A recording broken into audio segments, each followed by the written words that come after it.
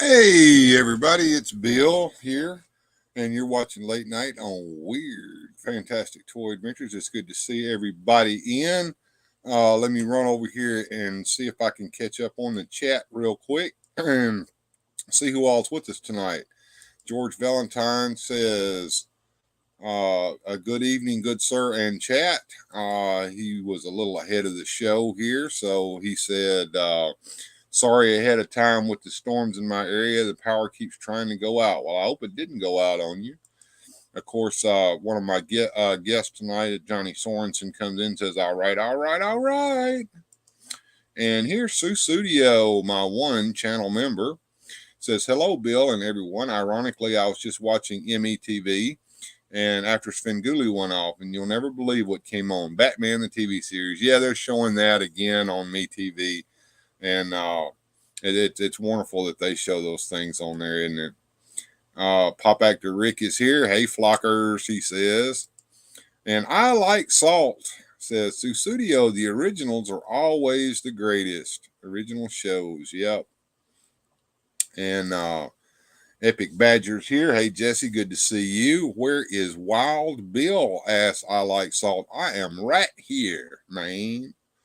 And Susudio says, they sure are. I like salt. It was one where Penguin was trying to get married. All right. And of course, Susudio says, now it's Star Trek. Bummer. I wanted more Batman. Yeah. And Joneser says, I'm ready. Holy late night shenanigans, Batman. And there's Gojitron here. Hey, Goji, good to see you, man. Glad you could make it tonight.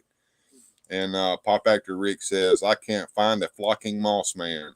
They're around, and I actually got one courtesy of Axion Figures. He found one in a bunch of them in his Walmart, and he got one for me and a couple other guys. So thank you, Axion, for that.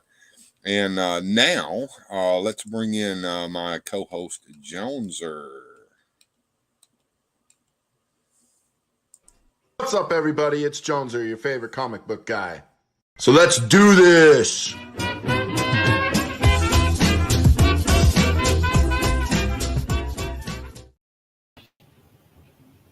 What's up, man? What's going on, Joneser?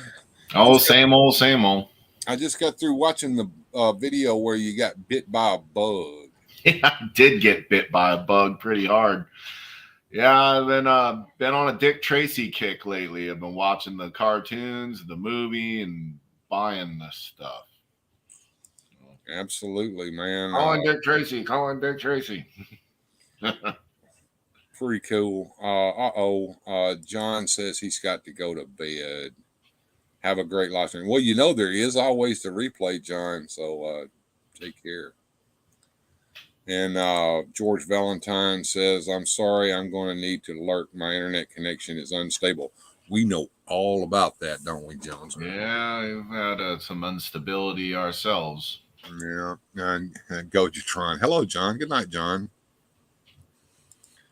Johnny Sorensen. In Russia, bed goes to you. My son Taylor loves those jokes. Yeah, absolutely. And we have the unmasked maniac down there who is lurking. As soon as I can see his face down there, I'll bring him in.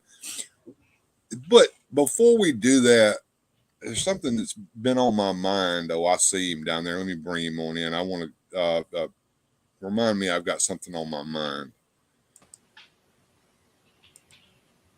Hey guys, what's going on? Here he is, the unmasked maniac. He's reading something. What are you reading now? Well, every man has his price. Ah. Oh, that's the $1 Million Man. Money, money, money, money, money. I don't know if Boba Hicks is around, but he may appreciate this. And Joneser, you need to hear this too. If you got a Patreon and you've got some Patreons who are giving you money, tell them all to check real quick, because Patreon didn't tell us this and did it surreptitiously in the middle of the night, moved their banking from the United States to Ireland. And a lot of people's money going to Patreon has been flagged as not kosher. What's the word I'm looking for? Maybe going to the people who like to blow up stuff, boom booms. Really? So yeah. So if you are dependent upon the Patreon for your support and for your living, you could be in for a big shock when you don't get all the money that you think you're supposed to get at the end of the month. I'm seriously considering moving Patreon to Subscribestar. So within, I'm going to give it 6 months, okay? But I'm going to transition. First, I got to make a Subscribestar. Then I've got to set everything up over there. And then I'm going to start going through everybody on Patreon and telling them where to go to Subscribestar to subscribe to me. And then I'm going to refund everybody's money on the last month before I move to Subscribestar. I'm getting rid of the damn Patreon. Patreon has been nothing but a headache and a pain in the ass to me ever since I got on it. Johnny, you know what I'm talking about. They kept billing you on the wrong day of the month when you didn't have no damn money in the bank account. So you had to drop me for a fortnight and then come back. And it's all been a bunch of horse shit over there. So I'm gonna get rid of them. I had to unsubscribe to everybody so I could try and get them lined up in 1 week of the month when I know there's money in there, because they're all spread out everywhere. Yeah. Well, you know, the thing is, I do have channel memberships now, and they're a little easier to do than Patreon, I think. So if anybody wants to actually become a member of the channel, you just look at that join button that's there. I think it's a little harder if you're on your phone, but you can do it on the phone too. You can join for $5 a month, and you get all kinds of benefits from that. And if I get enough actual people who are members of the channel, I'm going to start doing member only videos and member only live streams and stuff like that too. So there's benefits to being a member of the channel, and it also helps me and it helps this channel. So there's that, and there's also super chats are available here, so you can super chat me if you don't want to be a channel member. You can send me a little money with a super chat. It all goes to the same thing, keeping this channel up and running and making it better. Oh, look who just showed up. There's our girl of the hour, OBS. OBS, I want to apologize to you. And I'm going to do this on behalf of you as well, Jones. Or both of us suffered from a big bout of FOMO a few weeks ago. And we allowed you to go and purchase those King Hiss figures thinking you were buying Moss Men for us. We should have stopped you immediately and said, no, don't do that, because we knew that the figures weren't available at that time. We thought you were in a store looking at them. So I appreciate you sending me those King Hisses. I would like to compensate you in some way, and I already have. Check your mailbox. It's just a little thank you for me that you will receive. I won't tell you what it is. You'll find out when you get it. But I'm going to keep one of the King Hisses for myself, and the other one is going to be part of this giveaway that I'm going to be doing. And we'll talk about that here in a minute. But yeah. But I wanted to show you something that she did send me. She and I had a discussion about Tila's horse / unicorn that is known as a Charger, but also a lot of people call him Charger as if that's his name. Now, I have a horse, a little Palomino over here that I've been using for Tila's horse for a while. But OBS wanted her to have a unicorn. So she picked up a little unicorn horse that's about the right size for Tila to ride. It's the same size as the little horse I've been using for Tila. So thank you, OBS. I appreciate you doing that for us. You are sweet. And I think Joneser's going to try to do a little something for you too, aren't you, Joneser? Yeah, I'll be sending something her way. Yeah. I'm not quite sure what that is yet. My little hamster wheels in my brain is rolling, but we'll be sending some love her way for sure. As a way of saying, I apologize for jumping on this bandwagon here. Then I had no business jumping on it. Yeah, well, you know how we are. Us toy collectors, we suffer from this thing called FOMO, which is the fear of missing out. And Right. if we wait long enough, we usually get what we want anyway. So, OBS says the stupid YouTubes puts most of my subs on the bottom. And let's see what I Like Salt is saying here. I miss seeing your chat, he says. Well, good. I'm glad you guys are here with me tonight. Pop actor Rick wants to know why couldn't $1 Million Man buy the WWF if he was so rich? He buys the people. Yeah. Well, he bought that pool and cars and kicked the kids basketball. He's a busy fella. Yeah, Johnny. Said I got to get my sandwich and bacon, egg, and cheese on grilled sourdough. Yum yum. Make me one. Yeah, and so and Susudio wants one too. Okay. Thank you so much. I Like Salt. I appreciate that, man. I appreciate that. So I Like Salt says, I enjoy your shows. The chicken farm keeps me busy. All right, man. Well, thank you for giving me a $5 super chat. We appreciate that, man. YouTube's rips off everyone. They up the ad fee prices.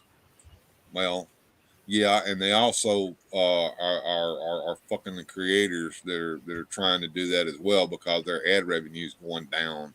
Of course, I don't have to worry about that because I'm only partially monetized. I don't have the ad monetization, and even if I do, I'm kind of reluctant to do that because that is so annoying, isn't it? Especially the ads that you can't skip. Yeah, and quite honestly, they come at weird times in the video. It's not like when you're watching TV organically where like it'll come on in like a moment.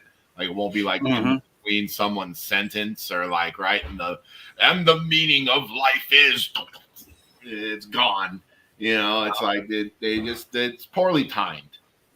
Now there are a few of them that I kind of appreciate. Have you seen the Jimmy John's commercial? Yes, they remind me I'm hungry and I should order. Yeah. I'm going to tell you about this Jimmy John sandwich. The what? Wait, we only got 1 second.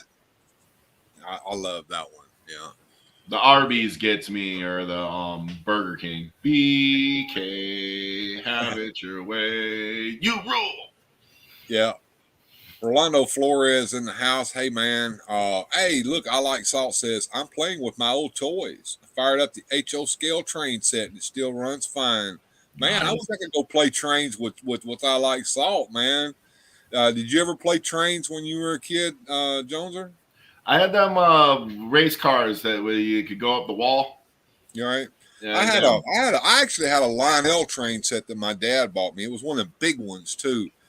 And I was about 4 years old, and I remember he let me plug it in myself while I was touching the prong on it, so I would shock myself and learn not to do that anymore. Oh, I love dads, but Dad would teach you, man. He would teach you the right way by letting you fuck up. You got a tip, Bill? Yeah, I did get a tip. I got a $5 tip. No. Johnny's in the future. He's seen. I've seen too. Okay. You will see soon. I see. Johnny is doing shows on his channel now. Please go check it out and subscribe at youtube.com/@JohnnySorensen_AU. Absolutely. Thank you, Tron. Very cool discussion him and Boba Hicks was having with the wrestling. Susudio, thank you. She donated $2 to a super chat. We thank you, Susudio. Appreciate it. Johnny and I saw that before you did.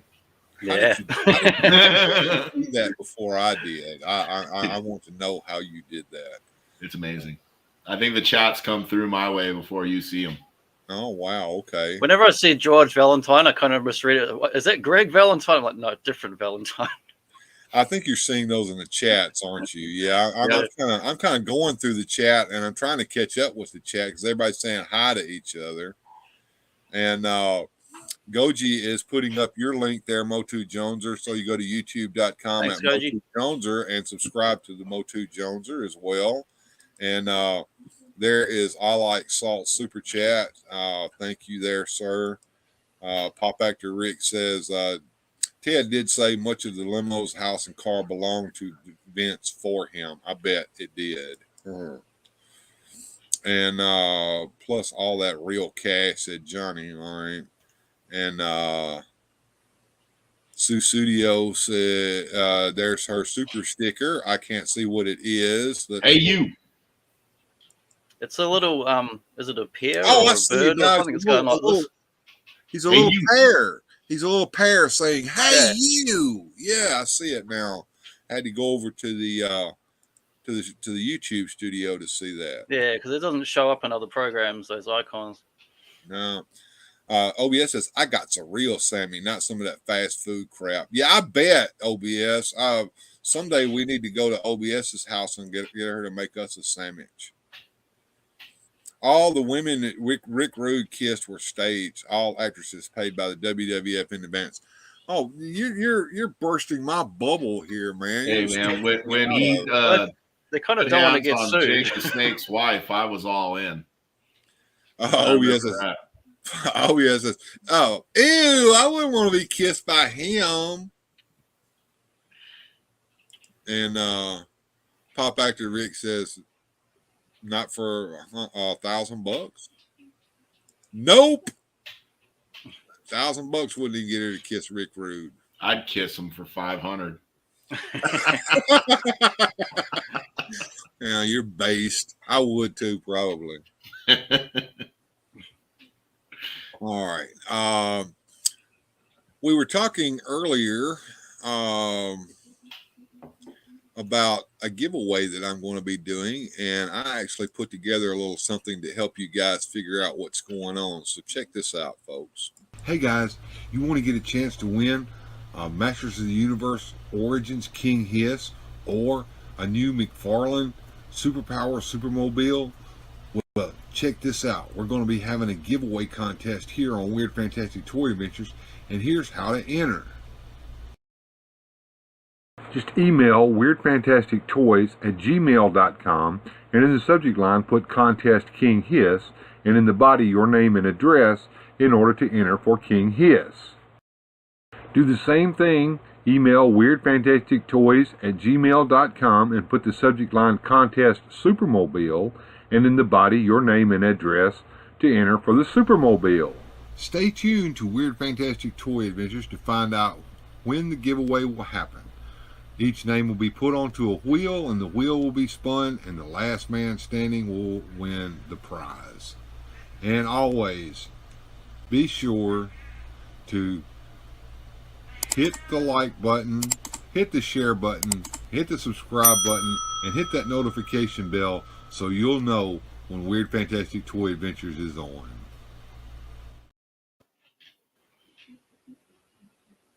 I think that's going to be fun. I like when Super John does it. He's got the wheel, and everybody's name is on the wheel, and the wheel spins, and whatever name it lands on, they're out until you got two people on the wheel, and then whatever it lands on, that person wins. That'll be fun. It'll be cool. Yeah, That's so good figure, that Hiss, and you get, you can swap parts and have alternate looks for them. It's so sure. cool. I think it'll be fun to do, and if you want to enter both contests, you can. Just send two emails, one with Contest King Hiss and one with Contest Supermobile. I want people to enter the contest for the toy that they want. I want people who actually want the toy to enter the contest. That's why I set it up this way. So that's the way I got it. And right now, I've only got one person who is put in for the contest, and that is for the King Hiss. And like Joneser, if only one person enters the contest, they win by default. Yep, that happened with figuratively speaking, or was it John? Yeah. I forgot. Is it Motu John or? I can't remember his. I know it's John, but I mean, I can't remember Motu yeah, John. I know who you're talking about. I can't remember his name either. But anyway, he was the only entry for both months, so he won both prizes. I never announced what the prize would be because there was never any other entries. I never really figured I'd draw for it or make a big stink out of it. So I just sent him a couple prizes because why bother drawing it? There's no suspense to it. He won. That's it. Yeah. I think you had to rethink. I think you had to rethink your Patreon after that. I did. You know, quite honestly, he was the only one that he was subscribed to the full package. So he got the comic mystery boxes. He got the entry to the prize, and then nobody else was in on any of it. So it was like he's just cleaning up. And well, you know, I always suggested. I think I suggested this to you when you started. I said, fix it where they only can win one time. Yeah, you know, I didn't think of that. You know, quite honestly, I had like really big plans for this thing when I first thought of it, and then reality kicked in real quick once you started putting it into practice. Yeah, so I'll have to rethink it. It don't hit off immediately, and I already figured out that I wasn't even going to try with the tiers on the Patreon. I just went ahead and fixed it so you just donate ever how much you want to. I give you a suggestion, but you don't have to take it. You know. Well, and see, one of the things I thought, and I'm probably going to go back to this, was like there are certain figures like the Scare Glow in the vintage line. That's a $350, $400 figure, right? Mm-hmm. But let's say we get 40 people at $10 a piece, right? Right. Now the figure's paid for. Yeah. You know, the channel gets $50 or whatever will be left of it after we ship it. And somebody will win the thing for $10 and 39 other people will have paid $10 to try. Right. And however we do it, it's all tips for our channel to keep our channel going. So yeah, well, and that was kind of my idea. Is I have the $400 to buy the damn thing. Speaking of money, Pop Actor Rick said he would kiss Rick Rude for just $200. There you go. Pop Actor says I need to pay for my Motu stuff. Yeah, he'd kiss Rick Rude to get the $200 to buy Moss Man on eBay. Great figure that hiss, says Johnny. All right. Pop Actor says I need a second King hiss for my snake head and hands. Well, enter the contest, Rick. Weird fantastic toys at gmail.com. I created that on my break at work the other day. So how did you think up that name, Bill? I don't know. It just came to you. I actually, you know, it kind of hurt a little bit. You can see the little light bulb. The Wheel of Destiny. Oh, screw your feelings. Like the Wheel of Pain. Yeah, that would be the rack of torture there. Yeah. Hello, Headlocks. And just join the party, says screw your feelings. And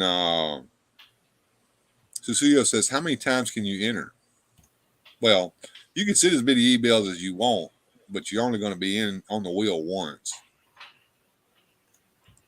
And Alex also says, nice commercials, not intrusive. I guess he's talking about like the Jimmy John commercial. Pretty quick. As if John is a unique name. Yeah. What is the email address? Weird Fantastic Toys at gmail.com. Did smoke come out your ears, Bill? It's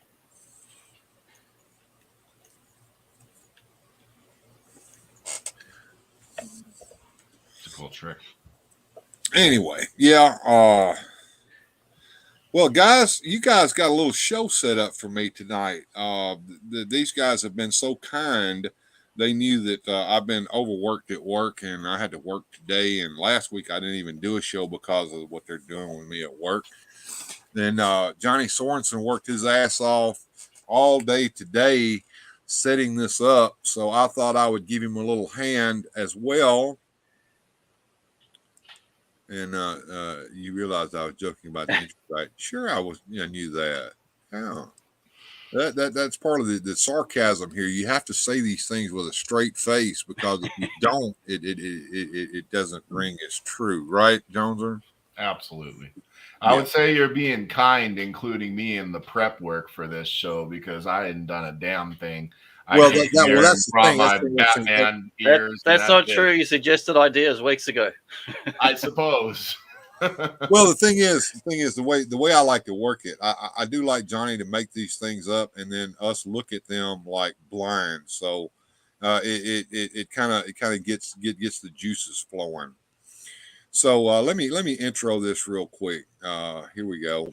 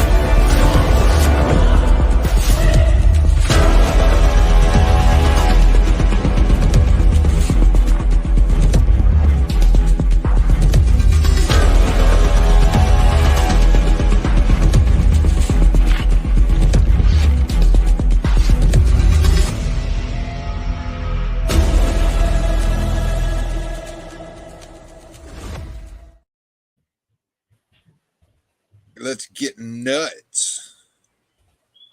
That was cool. That's my first time seeing that, because Bill built that special little intro there. So, yeah, that was one of the things I was working on right about the time that you and I were talking. Hey, Zazel's in the house. Yeah. What's up? Good to see you, Zazel. Glad you showed up, man. And let's see. Yeah, that was Rick Rude, says Johnny Sorensen. All right. And I like Salt says, to the Bat Cave. All right, here we go. So we're going to be talking first about Batman 89. And let's go to the first slide here and see what we got here. We got the Jack Nicholson, and we got Michael Keaton, I think, is in that suit there. And Batman 89. Let's put us over to the side so we can see those slides a little better. Directed by Tim Burton, production and design by Anton First. Go, guys, talk. I'm just going to sit over here and listen. You go, Jonesy. Man, I have to say that Jack Nicholson Joker is just so iconic. You know, I mean, just that smile. I mean, just how perfectly cast for the time. I mean, I really go back to 1988, 1987, whenever they were casting this thing or whatever. I mean, who better? Now, I can remember that when it was cast and we found out that Michael Keaton was going to play Batman, there was a lot of hullabaloo. Yeah, there was. Still is. Did Mr. Mom play Batman? And, every time they cast Batman, they do that. Yep. It's without fail. It doesn't matter who they cast as Batman. They can cast Batman as Batman. The fans will go, can Batman play Batman? I don't know if he can. You know, that reminds me of something. Now, I know we're talking Batman tonight, but it's something that happened in one of the Edgar Rice Burroughs novels. I think it was Tarzan and the Lion Man, if I'm not mistaken. But anyway, a movie production company was making a Tarzan movie. And so Lord Greystoke went and he tried out to be Tarzan. And the director came up to him after his tryout and said, you just don't fit the bill, man. You don't look like Tarzan. So it reminds me of like Charlie Chaplin going in a Charlie Chaplin lookalike contest and taking 7th. Yeah, he lost it. He lost it bad. or whatever it was.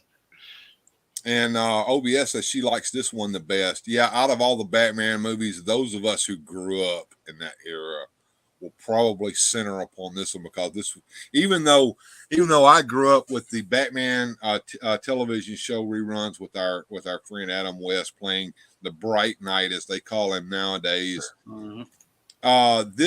This at the time, that was so ingrained upon the public consciousness that people thought that Batman was just a silly, campy superhero, almost like a comedy, Mm-hmm. and he wasn't really given a lot of respect at that time.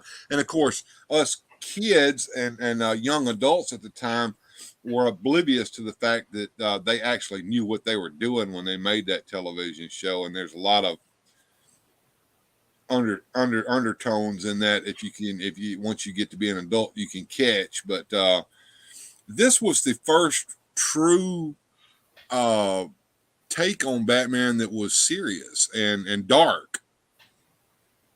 Yeah, I want to say it went back to its roots to the 30s when he was first conceptualized, and it was a little more of a, dark crime fighter in the night type scenario. OBS says, for the oldies, The Dark Knight with Heath Ledger was one of those three. I didn't like Bale as the Bat. I like the Ledger. He's the anyone's ever listened to Tom Waits in the 70s? He's channeling Tom Waits. That voice is where he got that from. Mm-hmm. Pop Actor Rick says McDonald's really cashed in on the 89 movie. OBS says, I won't watch any of the new ones. Okay. You ain't missing anything. I loved and enjoyed the Batman villains. Says I like Salt. All right. And because of the Adam West one, it was campy, but it was fun. It was a lot of fun. And they made the comics campy at the time too. Well, they were based upon the 50s Batman comics. But they also changed the early 60s ones to make it more like they showed and Batgirl and all that. Right. They did. They even introduced Aunt Harriet, I think, into the comic at the time. But that's a whole that goes back to even to Frederick Wortham era and Congress and all that bullshit is what led up to that. Yeah, absolutely. All right, so here we have Gotham City. It's such an iconic design to the point to where they even got him to come in and do it for the comic book and had a storyline to tell you why suddenly Gotham City went from looking like a modern metropolis to this wasteland like the movie. Do you remember that storyline, Joneser?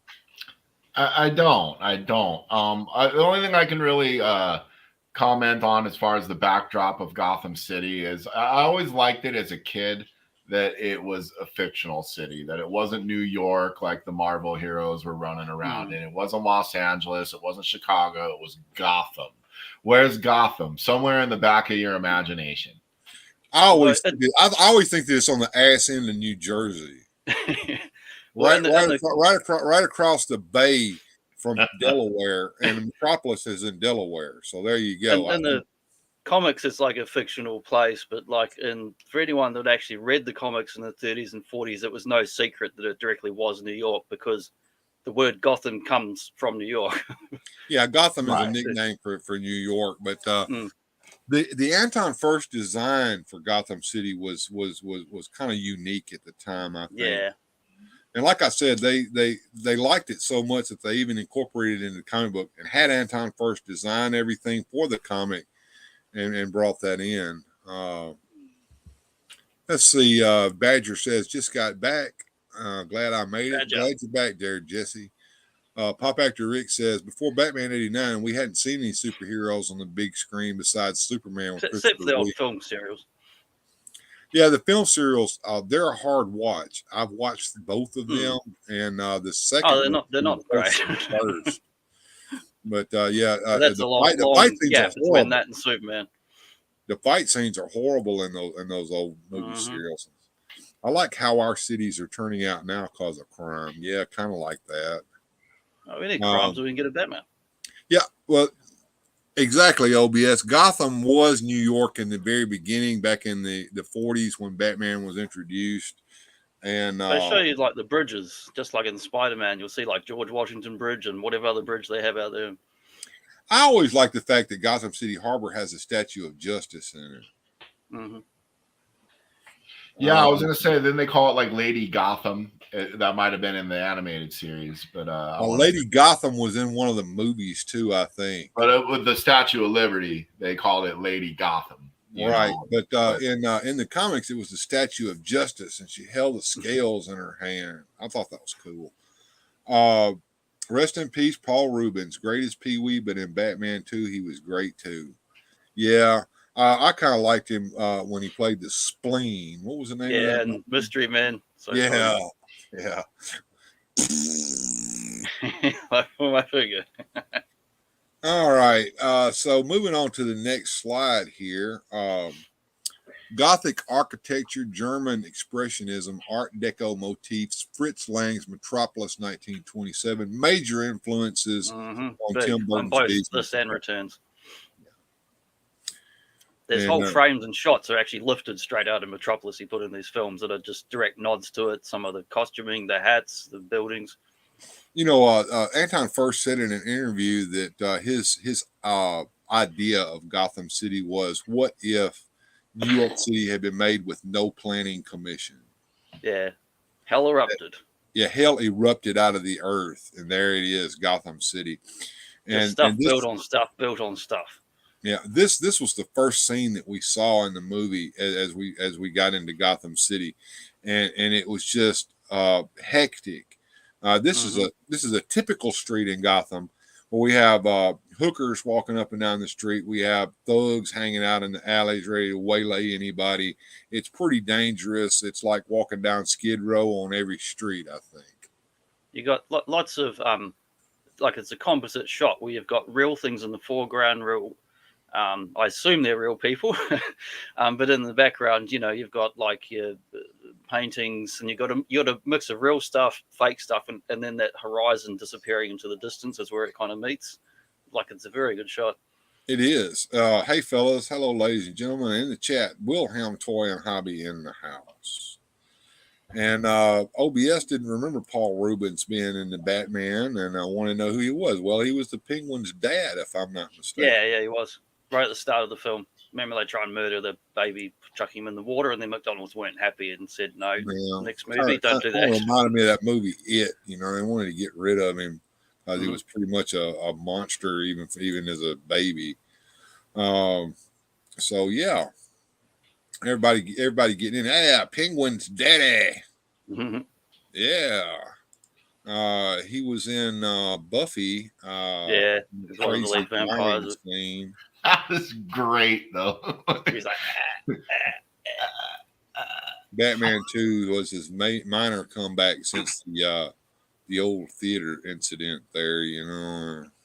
You know, and I don't know if we have the picture, but in the opening of this movie, you can see the movie theater where you know, poor Thomas and Martha Wayne meet their demise. You see the Monarch movie theater, I think was what it was called in this movie, and may even have been called that in the comics. I don't know, but it's kind of odd that there was a man and his wife and their kid coming out of the movie theater. Correct. Right in this scene, and correct, and of course, those of us in the know are like, are they going to tell us Batman's origin story? Yeah, well, in a way that you can see, that's why he's watching it, and he was watching that couple leave, and yeah, it was very reminiscent, and you know, of course, that for them it plays out differently, you know, but when me and my son were watching that movie for the first time, that's what he thought that we were about to see. That was little Bruce Wayne, and that's what was happening. But well, that was done on purpose, I think. Of course. You know, we have the miniatures and models and lighting was all done in Pinewood Studios. That must have been there's the theater right there, Monarch Theater. You can see it. That must have been a absolutely huge set. Yeah, well, that's it's very. They built some very large sets to have these. They're miniatures. The cars would probably be no bigger than your hand, but you imagine how big that is. Bigger than your lounge room for sure. Fit it all in there. Yeah, This was amazing. Yeah, Shot all here. this was a movie set. These are not miniature automobiles on fire here. These are full size cars in a full size set that looks like a street in a hellish city. Just breathtaking. Keeping up with the chat as we move along here. Pop Actor Rick says watched all 3 Pee Wee films this week, including the Playhouse series. They replayed that on the like Comedy Channel or something one time, and I remember watching that.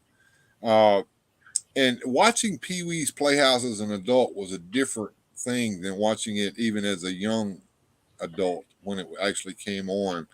I couldn't stand it when it first came on, but after watching it with the little knowledge that I have, he knew what he was doing too. I have a great memory of watching that Pee Wee's Playhouse. They had that secret word, and if someone said the secret word, everybody had to yell.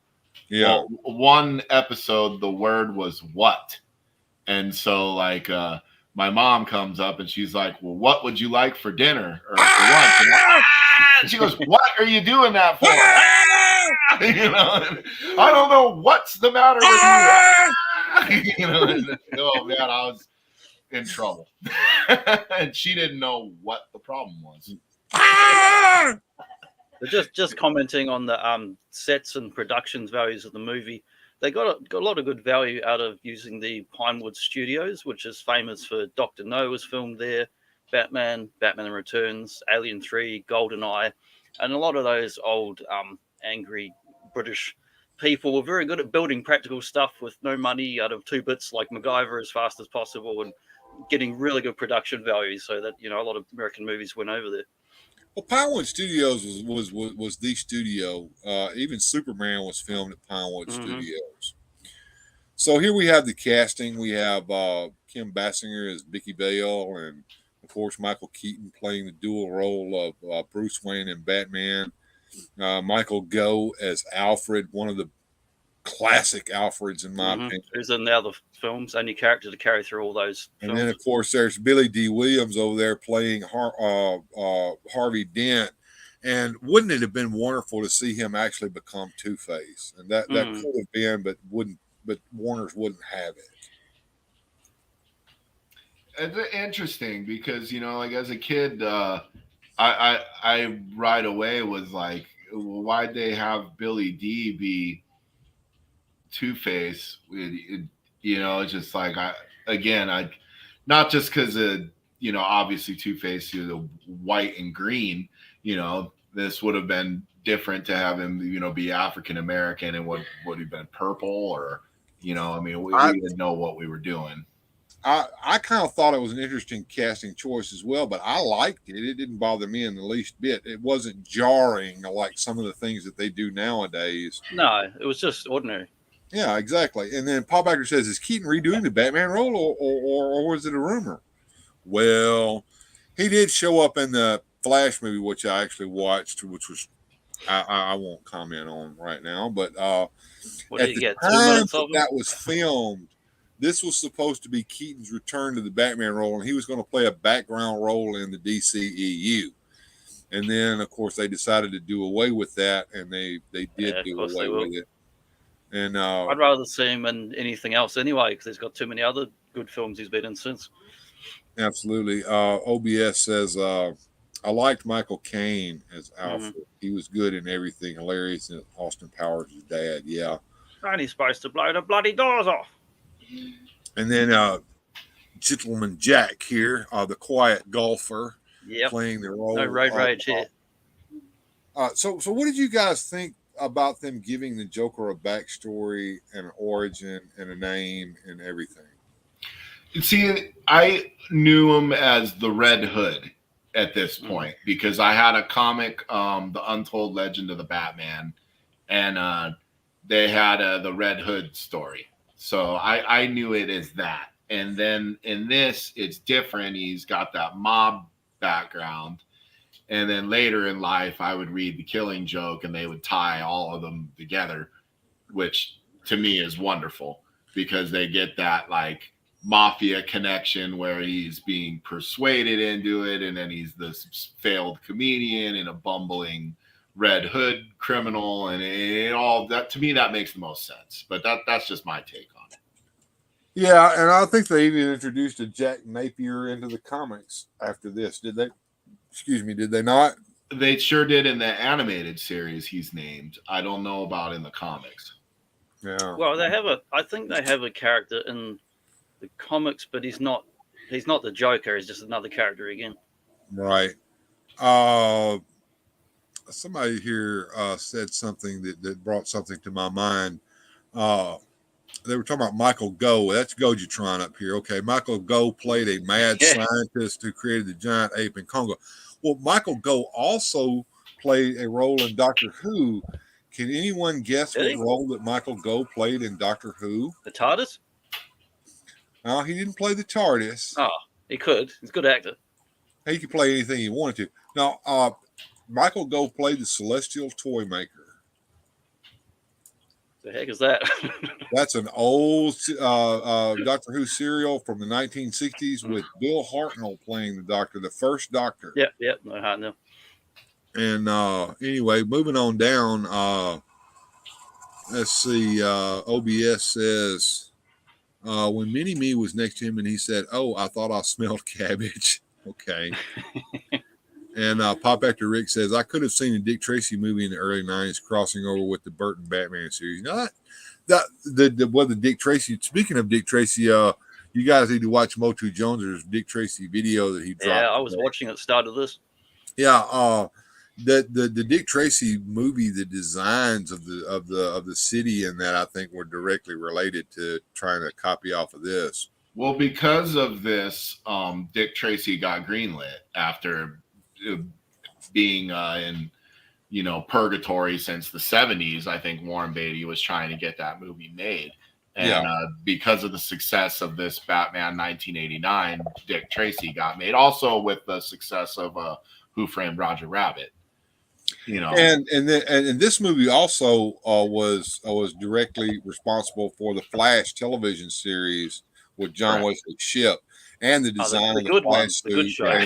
That's my favorite. And the fact that they set the Flash in this kind of a timeless universe where you have old timey police cars rolling around at the same time people holding cell phones in their hand, kind of like this movie. So, right, it kind of was an influence on a lot of things superhero related at the time, and it brought a lot of things to light that wouldn't have been otherwise.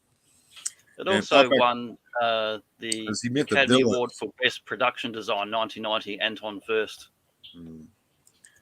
And interiors, we're looking here at one of the, I think this is the art gallery, if I'm not mistaken. Yeah, Flugelheim, which is a play on Guggenheim.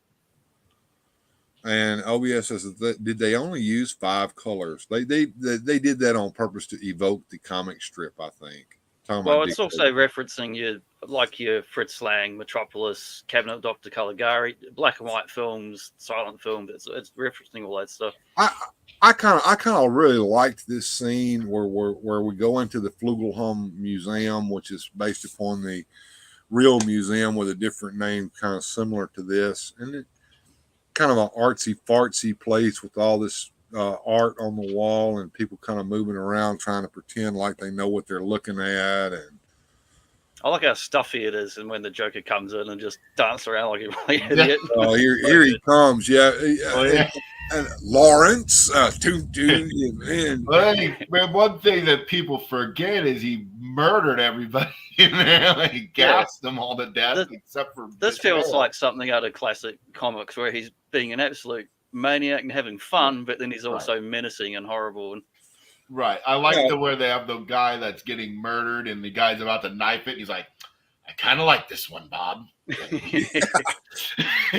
or he goes by the portrait of George Washington and says, the $1 bill. $1 bill.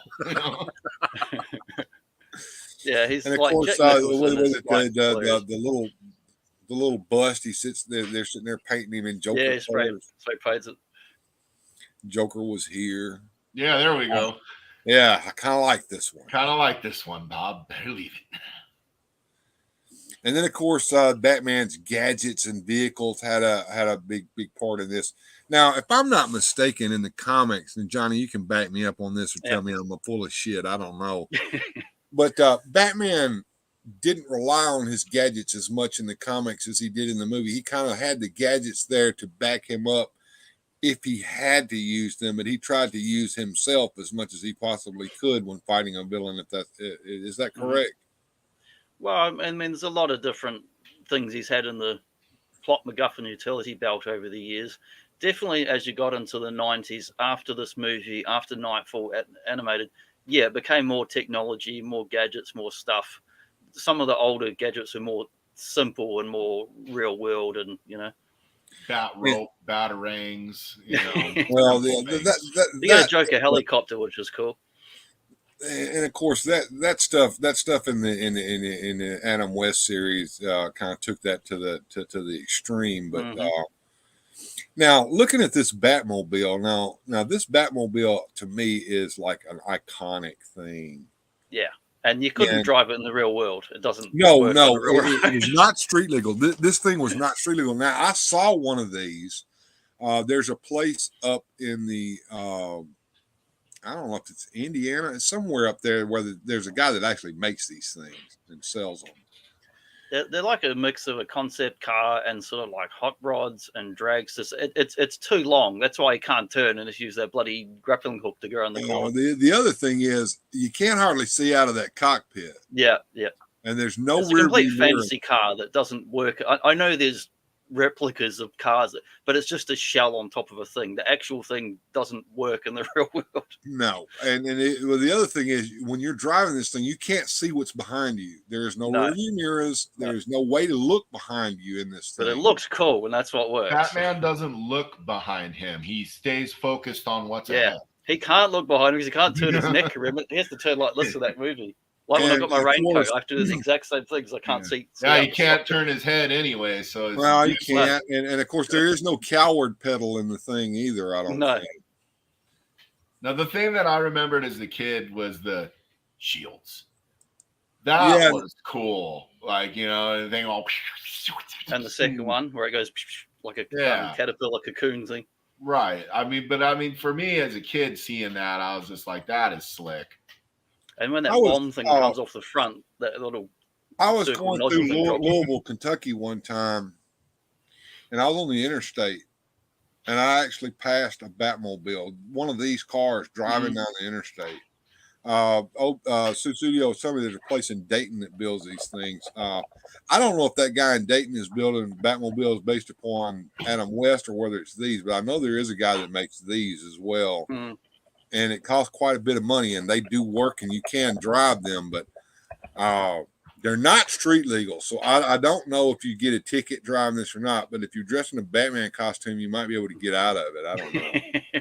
See, there was this place where I grew up in San Diego. There was this place called Crazy Cars down the road from where I lived, and they had, I don't know if it was the originals, but they had, replicas, if not the originals. Adam West style Batman, General Lee, Ghostbusters car, Scooby-Doo Mystery Machine, A-Team wagon. I mean, like anything you can think of. Knight Rider. DeLoreans. They had the DeLorean. They had the Knight Rider car. They had all the cool cars, and you could go pay and walk through and check them out.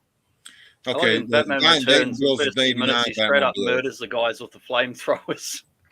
Yeah, if you're super rich and you got money, you can go up to Dayton, Ohio, and get the guy to build you a Batmobile. I know Jerry Lawler's got one, but the Batmobile he's got is a Adam West Batmobile. Yeah, there's a few of them around, that people that build those. Yeah. My dad used to always get car magazines and that, and see them in there. Speaking of this particular Batmobile, in the scene where we get to see Batman and Vicky Vale riding in the Batmobile, and he had to go around that corner and he had to shoot the line out to do it to escape from the Joker's goons and all that. Did you feel like the Batmobile was going at a high rate of speed, or did you feel like the Batmobile was kind of going a little slow there in Gotham City? Well, it's perspective. Yeah, and then he got out there in the country and he's going through all these weird Tim Burton trees and shit. And then, now that was when it started speeding up, but was it really going fast, or did you kind of feel like it was still kind of going slow? To me, it does what it's supposed to do for the scene, because you believe you're on a magical adventure in the Batmobile. The music plays so wonderfully in that scene where he shoots through the freaking wall and you could see it close behind him, and they got the little the Mysterioso music going. And to me, it checks all the boxes. It's not a real jet engine on there. No. If it was, I've seen actual don't jet cars. If you find a grappling car. hook, it would split into the air into a million pieces and kill everyone inside. If you find a grappling hook, don't put a jet engine on a car, because you really can't use the coward pedal if you start that jet engine up.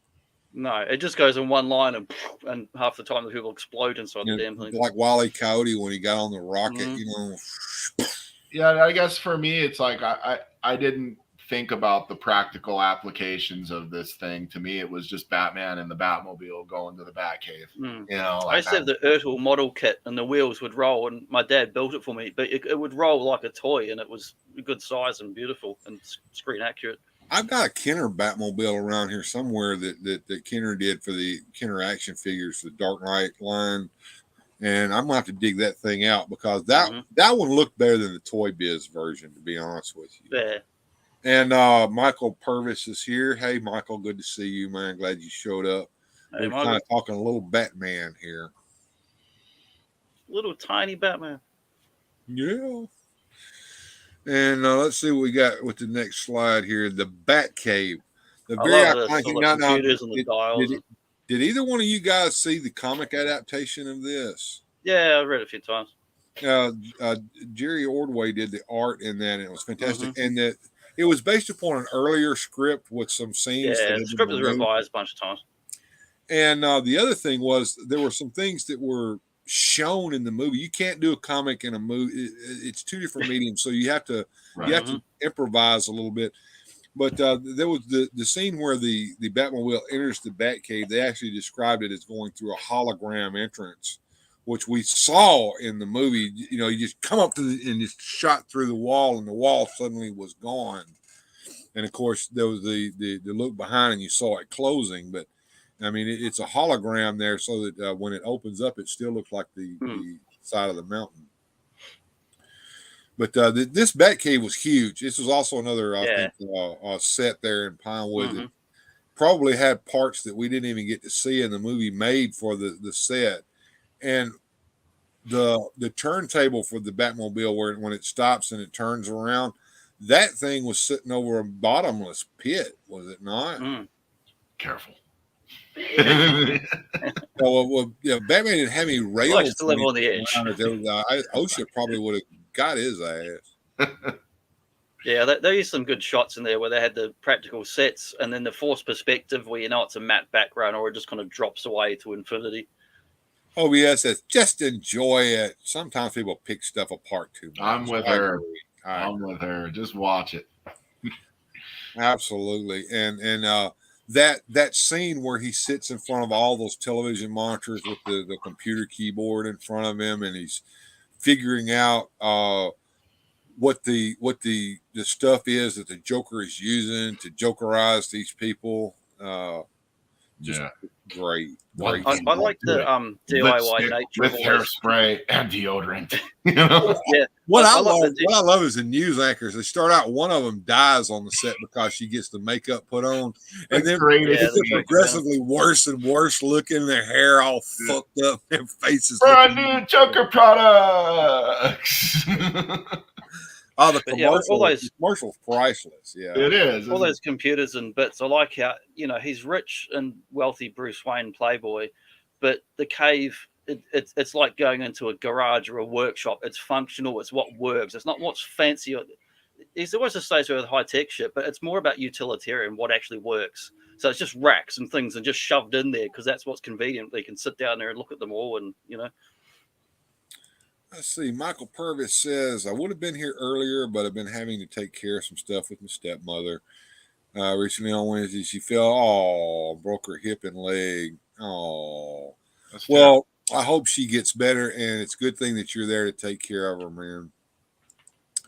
And Susudio says, watch it for what it is. It's a comic character and a fantasy. And that's the key word there. And this movie did not break my sense of disbelief at all. I mean, I really got into this movie when it came out.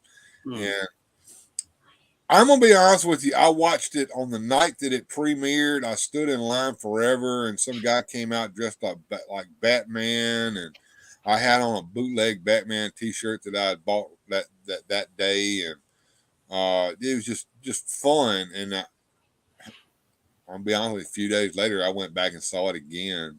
Yeah, I had to wait. I'm jealous. I think it came out to home video, and my dad brought it home, and That's that was like our treat. As we got to watch Batman.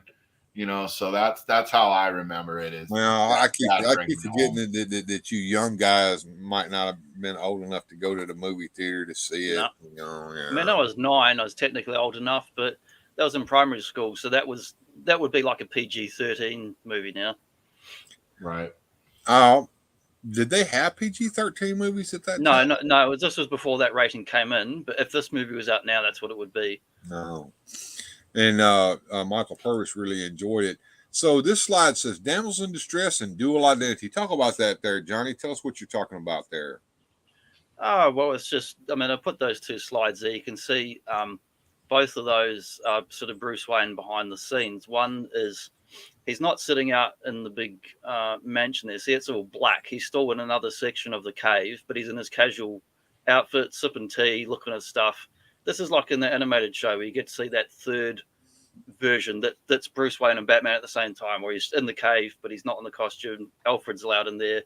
And then the other version of the persona or the costume down there, Vicky Vale, he's looking away from her. He's all serious and stern and up like this. And he's, full Batman mode, but it's the same environment. It's just a different context. Jack Nicholson convinced Keaton not to get buff for Batman. He didn't have to. The suit got buff for him. He didn't need to. Gojitron, of course, is the man who knows everything, and I'm glad to have him here. He says that the VHS release of Batman was the biggest VHS release of all time when it came out. This movie made more money than any movie before it at the time. Yeah, it was one of the biggest, and it was something like third or fourth grossing highest film of all time when the year it came out. And Susudio, her job wouldn't let her go to the movies at the time, and she was probably driving a forklift. I might have been working at a convenience store. I can't remember. But it says, I saw it for the first time on HBO. But Keaton wanted to get buff for it. Okay. I think Keaton could have got, but wouldn't it have been interesting if Keaton had got buff for it and he didn't have to wear the molded muscle.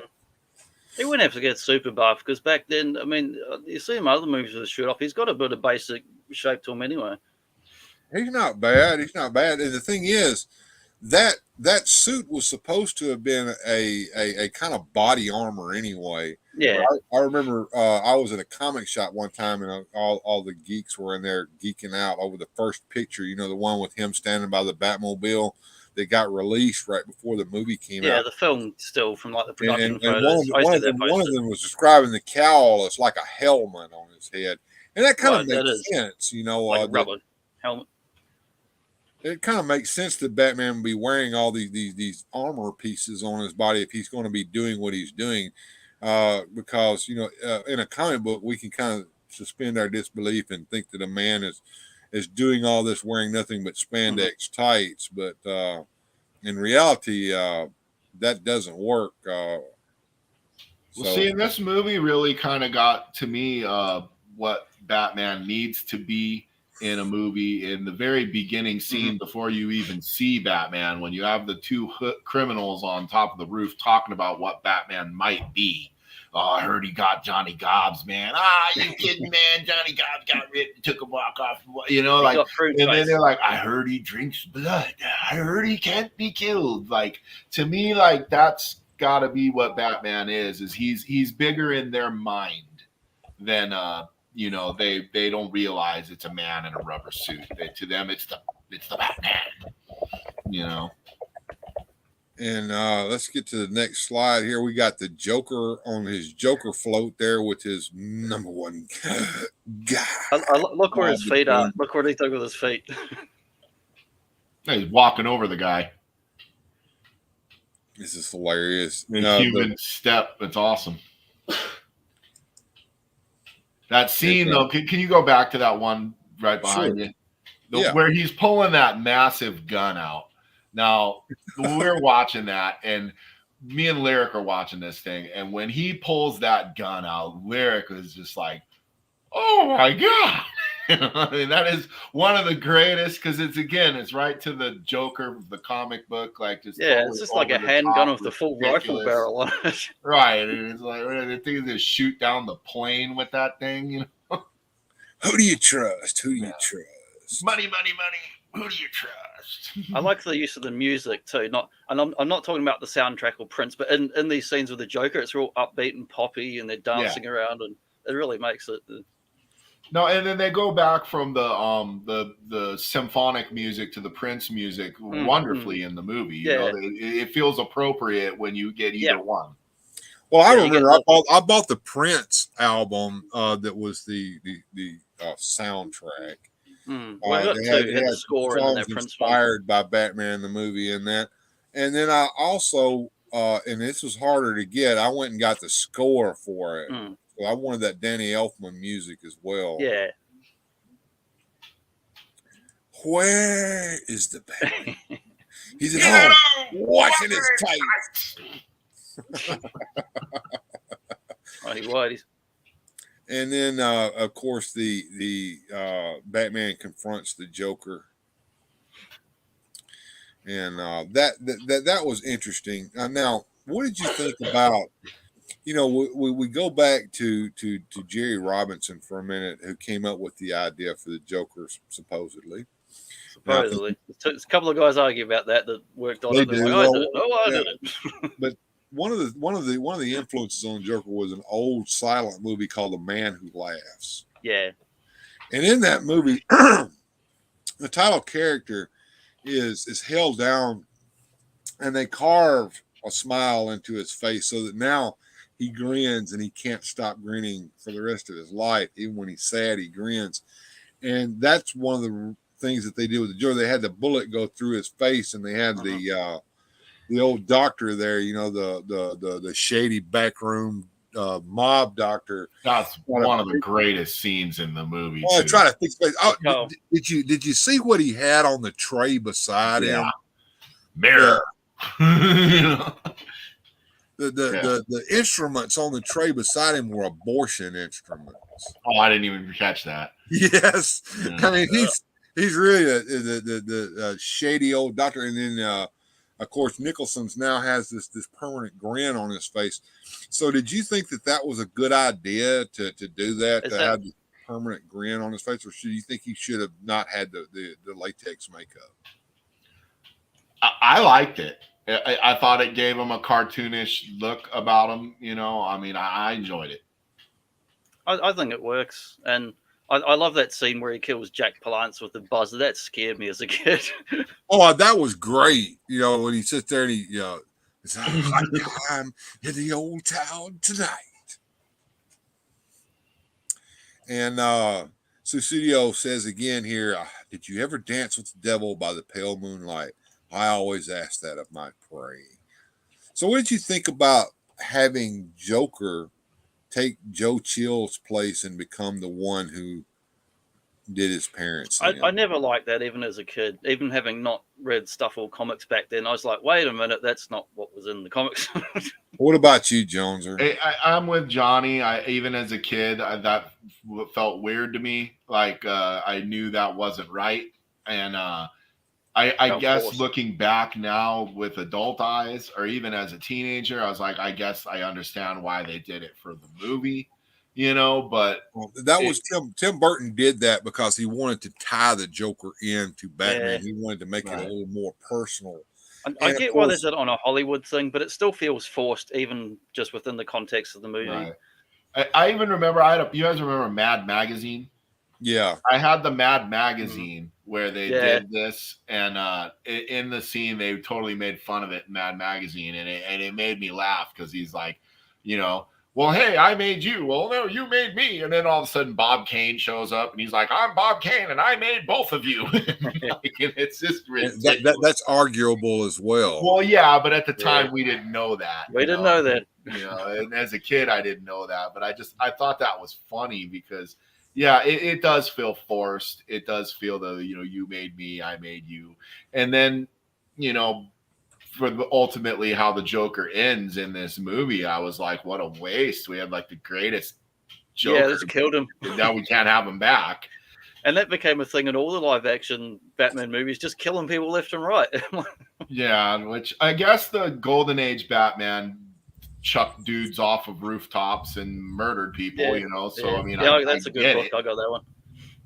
Then, of course, I've also got this one here, The Book of Lies. Yeah, I got that one. That's a pretty much fictional book, but it's still good to read. Pure fiction, but The Book of Lies. It is. So much stuff in there is like, there's stuff in that book like, I was still working on Batman in the 1970s. Like, no, you weren't. You weren't even near it at that time. Gojutron says, I hate when they force connections between villains and the origins of the hero. Yeah, it happens all the they do time. it a lot in comics and movies. You know, I'd like to comment Hulk on and that Abomination actually, movie.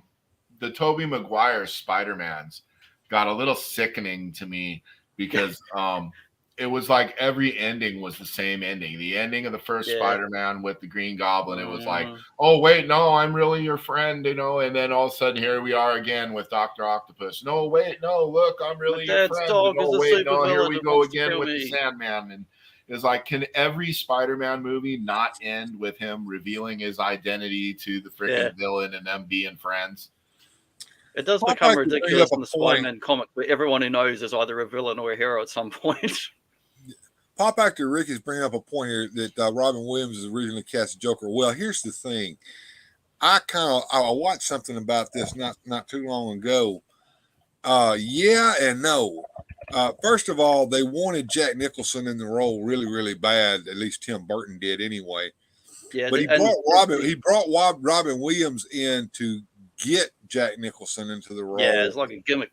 Yeah, it was a gimmick, and it really pissed Robin Williams off because they really fucked him over, and they fucked him over twice. Yeah, as he was going to be the Riddler as well, and they ended up not doing him again. So it was kind of messed up. And maybe touch on Bill the whole thing about Nicholson only agreed that he had to have top billing, and he got a huge cut of the royalties and back end and all that.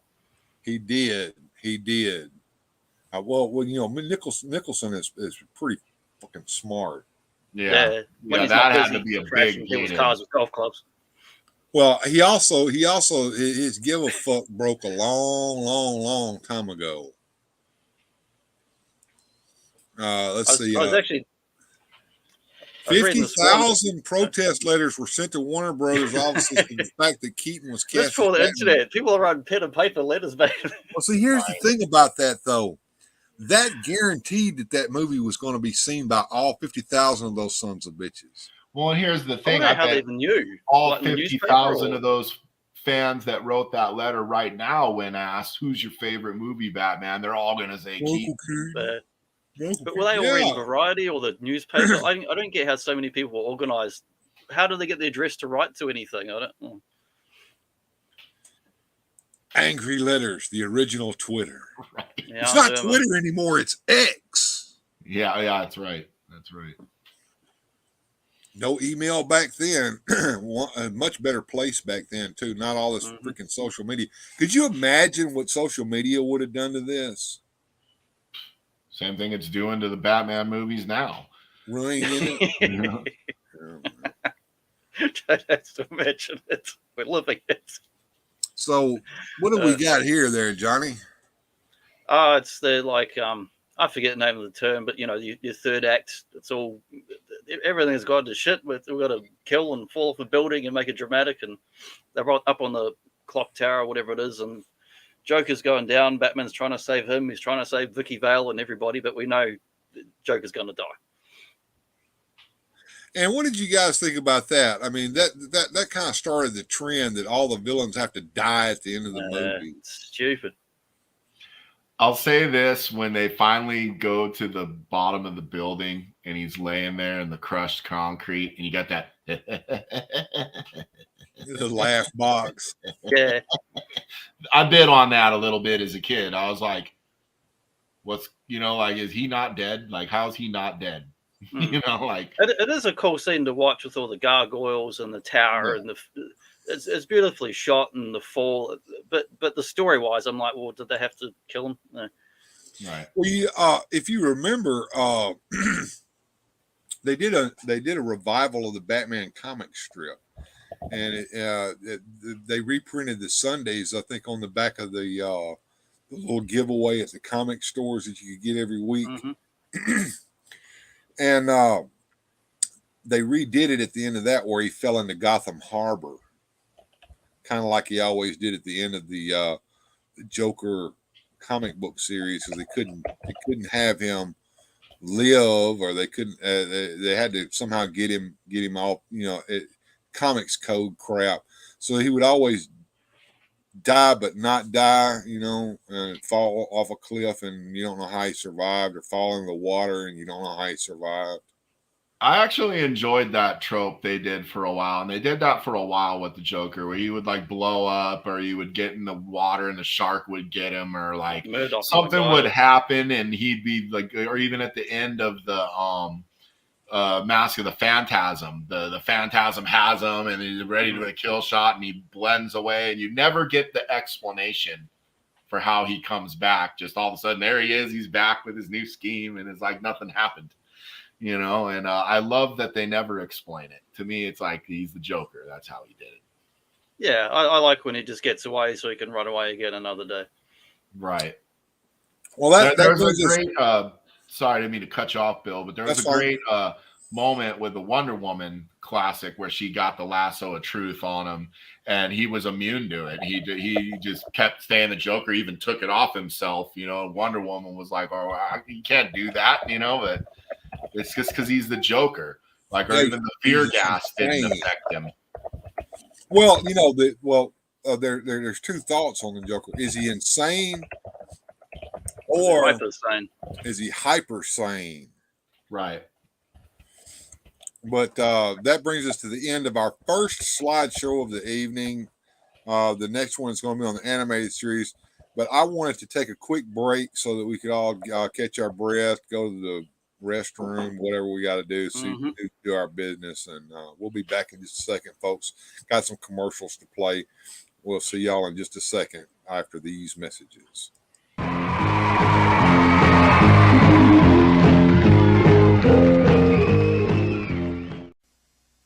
McDonald's Big Mac. It's more than just another hamburger. There are 2 all-beef patties, special sauce, lettuce, cheese, pickles, and onions on a sesame seed bun. 7 great ingredients working together to make one great taste. 2 all-beef patties, special sauce, cheese, lettuce, pickles, onions on a sesame seed bun. Get the idea? 2 all-beef patties, special sauce, lettuce, cheese, pickles, onions, and a sesame seed bun. It's your McDonald's Big Mac. You've got to taste it to believe it, you know what I mean? 2 all-beef patties, special sauce, lettuce, cheese, pickles, onions, and a sesame seed bun. 2 all-beef patties. Let me say a few words about McDonald's Big Mac. It's 2 all-beef patties, special sauce, lettuce, cheese, pickles, onions, and a sesame seed bun. 2 whole... Well, what was that word again? 2 all-beef patties, special sauce, lettuce, cheese, pickles, onions, and a sesame seed bun. Lettuce, cheese, pickles, onions, lettuce, cheese, pickles, oh, what am I saying? You deserve a break today at McDonald's. Where your dollar gets a break every day. From all over the neighborhood, adventure team members and equipment arrived at the opening of G.I. Joe headquarters. Flash, a radio message from the tower.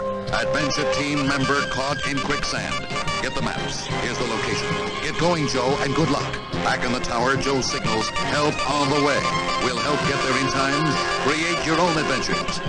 G.I. Joe Adventure Team headquarters. G.I. Joes and ATVs sold separately.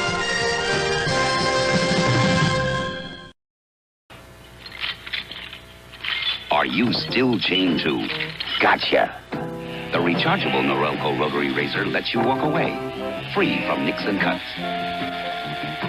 Its 36 surgical steel rotary razor blades are safely protected inside 3 floating heads to give you a comfortable shave that's razor close, razor smooth, for up to 3 weeks on a single charge. The rechargeable Norelco rotary razor. It lets you walk away from gotcha. Day after day, Toothopolis stands behind its beautiful wall of teeth, ever vulnerable to the cavity creeps. We climb tooth, make holes. The cavity creeps. I'll call the Crest team. The siren! The cavity creeps must be near our beloved wall of teeth. Yes, at the upper back molar. Hurry into the Crest-mobile. Crest, protect us! This good spot for big hole. We must fight the cavity creeps with our fluoride. Take this, cavity creeps. Crest! Drat that crest. The cavity creeps are a constant threat to every Toothopolis. So you must fight with us. Have regular checkups.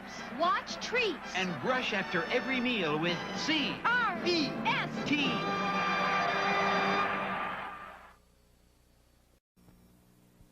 Say hello to Pop and Fresh Dough. It's such a nice feeling to take something fresh. Pop and Fresh Danish Rolls. Danish rolls just taste better when you bake them up fresh and hot. Try Pillsbury Danish in the dairy case. It's such a nice feeling. Get to know Pop and Fresh Dough. Mr. Cow. Yes? How many licks does it take to get to the Tootsie Roll center of a Tootsie Pop? I don't know. I always end up biting. Ask Mr. Fox, for he's much cleverer than I. Mr. Fox, how many licks does it take to get to the Tootsie Roll center of a Tootsie Pop? Why don't you ask Mr. Turtle, for he's been around a lot longer than I. Me, I bite. Mr. Turtle, how many licks does it take to get to the Tootsie Roll center of a Tootsie Pop? I never made it without biting. Ask Mr. Owl, for he is the wisest of us all. Mr. Owl, how many licks does it take to get to the Tootsie Roll center of a Tootsie Pop? A good question. Let's find out. 1, 2, 3. If there's anything I can't stand, it's a smart owl. How many licks does it take to get to the Tootsie Roll center of a Tootsie Pop? The world may never know. WMC-TV Channel 5, Memphis.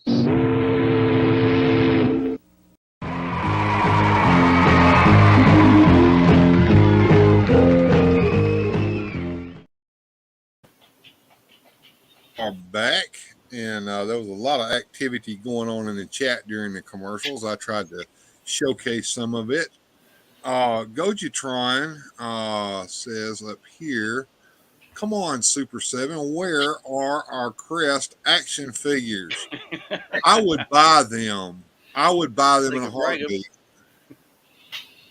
And an army of cavity creeps. Oh, God. And here we go. Why is Mr. Fox wearing shades and voiced by Peter Lorre? An odd choice. And everybody's talking about Michael Keaton films. So, besides Batman, what is your favorite Michael Keaton film? Comment below when this video is over. Before we start the slides, I want to bring up something. I have been going through, and some of our old live streams have been taken down because I'm busy cutting crap out of them. Ever since I got monetized, everybody's been attacking my ass. People from coming out of the woodwork saying, "Oh, this and that and the other is now copyrighted." Even some sleazeball has put a copyright ID, not a strike, but a copyright ID on the video where I showed the Max Headroom incident that happened when they broke into the PBS broadcast. Somebody says I'm using music in that. It's their music. PBS is bullshit. It's bullshit, but that's what they do on YouTube, and YouTube lets them do it, and you're guilty until you prove yourself innocent. It's crap. And Blue Sasquatch says Beetlejuice is his favorite movie. And Susudio was talking about that. You said, was it because of Beetlejuice? I think it was more Mr. Mom than it was Beetlejuice. Yeah, at the time it was Mr. Mime. That was actually in some of the papers and stuff. But the thing was, Keaton was considered a comedy actor at the time. Yeah. They didn't realize that he could play a serious role. Dramatic. Back then, people would get typecast, and if they played in too many comedy movies, they could not be seen as serious anymore. So, but Robin Williams even proved all that crap. That these guys were very versatile. They could play in anything they wanted to be in, besides comedy. And Keaton's funny as hell in his comedic roles, but I think he's a better dramatic actor than anything. He can play really menacing and scary if you watch some other films he's been in. And all hail the YouTubesies. Yeah, the YouTubesies are kind of it's a love-hate relationship. It's the easiest platform to do this on, but it's also crap, just total crap. Rumble is the place to go, but it's hard to do Rumble, and Rumble is broken and it doesn't work. So here we are. We got to play by the rulesies. All right, so now we're going to go into the animated series, guys. So Batman, the animated series from 1992, which I think was a direct result of this movie. It was like Warner Brothers made so much money on those movies. They went and said, quick, let's make something. And I love the fact that you see them right here that Gotham City had police blimps. Yeah. Hope our taxes had funded those because they're very efficient and fast at preventing and detecting crime. Yeah, but what happens if somebody shoots a hole in the blimp? Hopefully it's filled with Joker gas and it'll take out the criminal that shot it and then all the civilians too. Hopefully it's not a Hindenburg. Yeah. And I messaged one time a guy who worked on the opening of the show who actually came up with some of the design thing about the blimps to ask them, were they actually dirigibles or blimps or what they were? And he said they were one thing, but in the official production notes, they called it something else. They're not meant to have any flammable anything inside them like the old ones. Well, you know, the blimps have helium in them. Dirigibles had, what was it? Nitrogen. And boom, you know, the Hindenburg, you know, oh, the humanity. So here we have some cell animation from it showing the iconic look for Batman. I thought that he looked very, very Bronze Age in this with a little bit of Golden Age touches with that belt there. What do you think?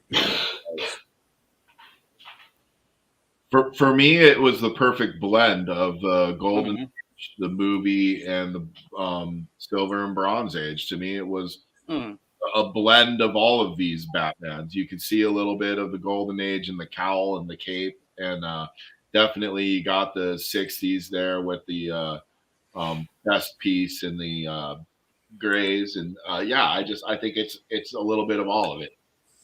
Like there's all the costume stuff, and physique wise, he's got the big jowls, the jaw, the lantern jaw. Yes, that's very 50s, 60s Batman. Yeah, that lantern jaw and barrel chest that he had from back in the Silver Age, if I'm not mistaken. Yeah, it is brought out there.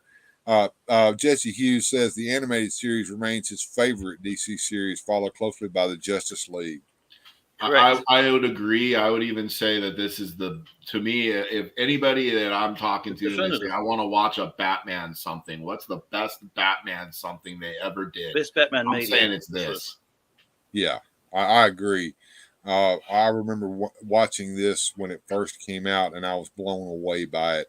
And the serious take, and the fact that they actually used comic storylines in this and adapted them into this was just amazing at the time. Well, and that every episode from start to finish feels like a fresh story. Like, so you could watch this series and you could really just put it in on any episode. Yeah, and they fit from start to finish. There's only a few of them that were like multi-parters. You know, so there it was a story contained within itself within the 20-25 minute episode you got. And of course, themes and styles follow on from the Burton movie. We have a bat plane / bat wing. We have that iconic Batmobile from the animated series. I Modified have a somewhat, toy but of they're that pretty here much told too. to use those ones. And the action figures for this were They were fit excellent. right in with Superpowers or Dark Knight line. I mean, just and even the Batcave Command Center was redone again as an animated series, Batcave Command Center. And they had good animation likeness on those old Kenner figures for this too. They were good figures. They were, and they still hold up. I have a few of them still in my collection. They're still good now. Yeah. And of course, we all still hear Kevin Conroy's voice when we think of Batman. It's sad that he's not. When I read the comics, every time. Same. And Mark Hamill's Joker. That's who I hear. Yeah. Yep. Absolutely. And he kind of started out when he played the Trickster on Flash, developing that voice. Yeah. Pop Actor says, like the Incredible Hulk cartoon, the best one is the '96 version. I'd agree with that. And our next slide here, we look at the influences and style. We have Alex Toth's Space Ghost from Hanna-Barbera's 1960s. I see it right there. You can particularly that barrel chest and the jaw and the cowl was like, yeah. Absolutely. And then Gojitron was talking about one of these earlier. We're going to get to that slide in just a second here. These are the headshots where they're doing the different ways the heads are going to look in the thing, and it's matching that style guide or reference. Yeah, Alex Toth doing the same thing over here on his, and then Gojitron was talking about this the Fleischer Studios Superman cartoon had a lot of influence upon the way this looked. And not just the art, but the backgrounds and Batman animated. That was an explicit reference when they were looking at classic stuff, what they wanted to emulate. The Gotham City of the animated series was very Art Deco. Mm-hmm. Well, what it does for this Batman the Animated Series and even for the Fleischer Supermans is it gives it this timeless feel and look to it, where you watched it when it came out and it felt, like it was an old show when it was new. And let me address Gojitron here. Kevin Conroy understood that Bruce Wayne was the mask and that Batman was the man, which is the opposite 100%. Of Superman, where he's actually Clark Kent. And when he puts on the costume of Superman, he's pretending to be Superman. Well, that brings up an interesting thing. I think it was in Batman Beyond, where whoever it was trying to make Bruce Wayne think he was going crazy. And he's telling, the voice in his head was like, Bruce, go jump out the window and kill yourself. And at the end, the kid, Batman Beyond, whoever he was, he goes, how did you know that it wasn't him and it wasn't you going crazy? And he's like, I never call myself Bruce. What do you call yourself? Yeah, I remember that. Right, Daddy. Oh yeah, right. You would. We were talking earlier about Michael Keaton coming back as Batman, and I would have to say one of the biggest disappointments for me, and a lot of fans have said this, like, why would you not have Michael Keaton come back as old man Bruce Wayne training a young Batman Beyond movie? Do the Batman Beyond movie with old Michael Keaton, and I'm hoping someday we'll see it. But they lost their chance to do that. Let me shout out the British viewers real quick. When we say Batman Beyond, over there it was not called Batman Beyond. Batman of the Future. Batman of the Future is what it was called. You and your Hero Turtles. Oh yeah, because they couldn't have nunchucks and be ninjas. I heard about this. So we're talking about Batman of the Future. Okay. So, what is this? Screw Your Feelings agrees with us. I've been saying that for years about old man Bruce. It would be great to see Michael Keaton come back and play old Bruce Wayne mentoring a new Batman Beyond. Yeah. See, like we threw the tea in the water like 300 years ago, so I don't have to care what they're doing over there anymore. All right. So, Joneser said it. I didn't. And, I'm going to sit over here and say that I appreciate all of my viewers from over there in merry old England and the island of Britain. Great Britain. So I love you guys too. I kid. So. And let's get on to the next slide here. We have the villains. We have Poison Ivy and Two-Face, and Harley Quinn was introduced in this series and ended up being a major character in the comics as a result. There's the Joker and Clayface. The earliest ones gave us like Catwoman and like Man-Bat was in that first season, and like that they were really memorable episodes. So the take on the Penguin changed between this and the second animated series. Very They redesigned all the villains in the follow-up like season show, and that was the Penguin was based upon the movie version where he was kind of had flippers for hands. Yeah, I didn't enjoy that. To me, Burgess Meredith is the Penguin, and that's it. Well, I think the Penguin is supposed to be a vain man who wears a tuxedo and tries to be something that he's really not, but he really puts on a lot of airs and tries to look as best as he possibly can. You know, and they do correct course and put him where he was by the fourth season of this. I don't know if they just memory hole it or whatever. All of a sudden he has hands and he looks different and there's no explanation.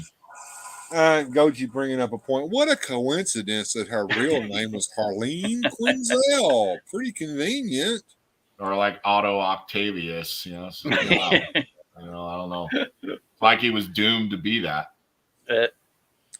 Well, I will tell you this, Michael Purvis, the Batman Beyond series is something that you probably need to watch, especially Return of the Joker. That's excellent. It's a direct follow-up to this show. It was better than it had any right to be. And again, I'm one of those people who hates change. And when I saw the first episode of that, I was like, oh, what are they doing? They should have just done another season of Batman the way it was. They ruined it. But I mean, 10 minutes into this thing, and I'm like, I'm hooked. Well, I'll tell you this, Joneser. They came out with the first digital comic book, which wasn't really digital. It was just digital art, and it called Batman Digital Justice. Oh, yeah, I remember that. Terrible. And I thought that Batman Beyond was going to be that all over again, and I skipped it when it first came out. And when I finally watched it, I was like, damn, I'm a fool. I should have watched this all along. It's just pretty damn good. And Badger says, almost got him is one of my favorite episodes. Several villains playing poker, talking about who got the closest to beating Batman. I threw a rock at him. That's my favorite episode too. That one and the man who killed the Batman with Sid the Squid. Oh, dude, that's one of my favorites. They did a lot of good villain stories and a lot of good one-off stories in the show too. They're just like a lot of good contrasts. As the season I like how every villain got his showcase episode. Yeah, absolutely.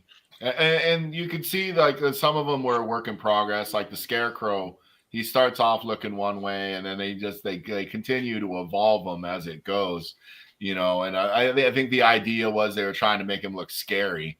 And by the time they get to the end look of him, he doesn't really look anything like a Scarecrow anymore. But he's like a hangman. Yeah, but they did make him look pretty scary, you know. And of course, the timeless anachronism of the gangsters and computers and cars and technology. Once again, taking a straight out of the Batman movie, where it was the same idea, where it was a timeless place, a different place where you could have these old looking cars and at the same time modern computers and cell phones and things like that. Yeah, had like 30s, 40s cars, vehicles, gangsters in suits, and then you got computers and Dick Tracy radio communication devices. Guns. You had to have the Tommy guns. Those were awesome. And of course, once again, one of the neat things about this series was it didn't have to fall under the rules of Saturday morning cartoons. No, it was a very violent show. They really pushed. The network fought them all the way for what they could and could not put in there. You know, I grew up watching the Batman cartoon show that came on Saturday morning, The New Adventures of Batman, done by Filmation Studios, and that was a very different take on Batman than what this was. This really, really was a groundbreaking series when it came out. And it had a very large budget thanks to all that money in the coffers at Warner from the Batman movies. They put a lot more in, and instead of having limited animation like most hand animated stuff of the 80s is limited animation, where it's like they did full smooth type animation like the Fleischer. That was like the other influence, having it smooth transitions rather than these jerky movements from Saturday morning cartoons. Now, tell me, Johnny, who was the animation studio that did this? I don't know offhand. Like, I'd have to actually look it up because I'm in the process of doing a full kind of like blog article, real deep dive beyond the general stuff into all the actual credits and the behind the scenes. You know, things. I don't know offhand. I'm pretty sure that it had to have been a studio in Japan. I want to say it was done overseas. I would assume so. Just because American animation was outsourced since the early 80s, even going back to, once we got past about the mid 80s, beyond that, everything was just outsourced everywhere. So it says, "Where's my dark and gritty reimagining of Batman?" That was done in the later Brave and the Bold Batman series. Yeah, it turns out there. Goji knows he's watched them all. He's been cheeky. And Pop Actor, you did not know that Filmation did a short-lived Batman cartoon show for Saturday morning. Yeah, Superman and Dick Tracy was in the Archie hour or whatever it was. Yeah, I remember the U.S. of Archie. Was that the one where they did the comics? Yeah. In fact, He-Man himself, the great John Irwin, did Dick Tracy's voice in those. Wow. Yeah, Pop Actor's right. It's Warner Brothers Animation's the company, but most companies still outsource a lot of the actual that's hard what work overseas. That's what I was talking about. Yeah, Pop Actor. It's like a Simpsons was made in Korea. Yeah, they after Filmation folded, most of the animation was sourced out to Japanese studios. Yeah, Lou Scheimer was a holdout. He wanted to keep stuff American jobs and he went bust trying to do that. He did, but and the damn French took all his shit and ran. Well, the other thing is, Filmation used to get a lot of shit about this, but I think people have come around. The stock footage. Yeah, the reuse of footage and the rotoscoping and all that. They made it work. They did, in my opinion. Those cartoons have their own charm, but to see something like this, when this came out, this blew everything else out of the water. This was beautiful. This was beautifully done. You could tell there was a lot of care and heart put into it. And, it really set it apart from the other cartoons. Like we were talking about, like the violence and the guns. This had guns with bullets, whereas, G.I. Joe, guns like Spider-Man, laser beams, and X-Men had laser beams. Spider-Man had laser beams. Ninja Turtles. Wolverine is always scratching a wall and never a person. Right. So these had guns with bullets. That. And people died. Sometimes off camera, but people died in the show. Yeah, there was death, or disfigurement, and all kinds of, or even I think they mentioned this in the behind the scenes, like with the Joker gas. Maybe those people didn't die, but they were stuck, like that, forever, which is probably worse than death. Just that's your life now. What do we got here, Michael Purvis? I see a picture on my Instagram. It says Timeless TV series. Okay. I'll have to look into that. All right. The Batman Paul Dini verse was this started all that because directly after this was the Superman animated series. Yeah, Justice Leagues. And it led into Justice League, which was very interesting because at the time that they were going to compare that in the media to the Super Friends are coming back. No comparison. None whatsoever. There's no vampires with laser eyes in Justice League. Unfortunately, I had to leave the stream. Another crazy Saturday night here in front of my house. Something I have to tell you about the craziness over the last minute. What stuff happens outside the studio's house? It's kind of like drama. Let's see. Screw Your Feelings says they just could not get Bane right. They do a few versions of him. Like the later seasons, he's more the Mexican wrestler type with the mask. Right. And as you get into Justice League and also Young Justice, he turns up a few more times there, where he's a bit more like the comics. He got better every time they attempted him. Yeah. Yeah, that first attempt was terrible. Yeah, it was a bit odd. It was weird. Well, you also I have to say Bane the was a new character. The most terrible version of Bane. The red one? The red one? Pete Swenson. The red one was bad. The red one's like a Red Hulk or something. Yeah, Pete Swenson was the worst Bane that there ever was. But I mean, you also got to understand he was a new character at that time, and so you were just kind of. I remember being blown away he was even in it. He kind of didn't fit in in your gothic noir style. He was too modern. Didn't really fit with it. And he never really got to break the bat, which is what he's known for. Yeah, like exactly. He didn't get to do that. I mean, he was a gimmick character, but he's based on a wrestler. And the whole thing is he's a gimmick. So here we have the slide that says the stories were dramatic, film-like stories, and then they were. And they weren't kiddie. They were for everyone. Like not too scary for kids, but they were very mature stories. My dad and mom would sit down and watch these when they were on. They're cartoons that your kids would watch and they would just walk by, and then there were other ones where they would sit down and they'd be invested. And it's like there was real world consequences and continuity in the show. Like if someone got cancer, they're probably going to die. If the Joker shot you, you're probably going to die. It's not like everyone's happy at the end, tra-la-la, and freeze frame and none of that Saturday morning shit. Like it was no. There wasn't a bad joke that everyone laughed at the end of the yeah. And action, romance, cats.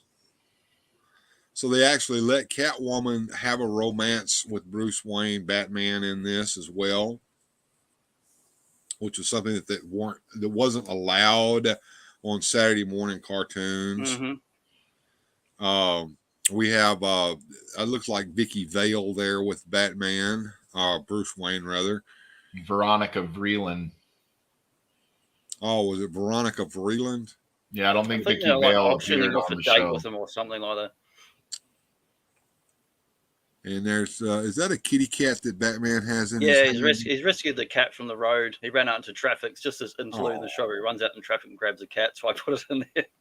Well, Superman has always just been famous for rescuing cats as well, so why not Batman too? And let's see what we got next here. If it'll go to the next slide. There we go. Is the slide up? I still see the same slide. I saw it and it went back. Yeah. Try again. I'm seeing the same slide. Action, romance, cats. Yeah, it went. Mr. Freeze flicked up for a second, then he disappeared. Yeah. All right. Take over, Joneser. Can you move a slide? I'm gonna try.